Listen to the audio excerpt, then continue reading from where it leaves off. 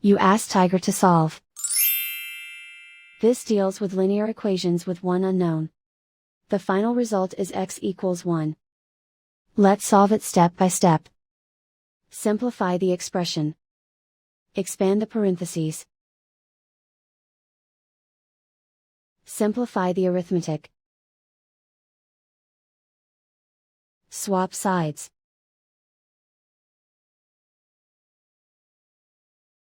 Group all constants on the right side of the equation. Subtract 6 from both sides.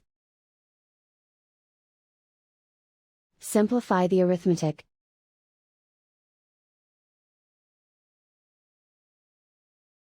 Isolate the x. Divide both sides by -2. Cancel out the negatives. Simplify the fraction. Cancel out the negatives. Simplify the fraction. And so the final result is x equals 1.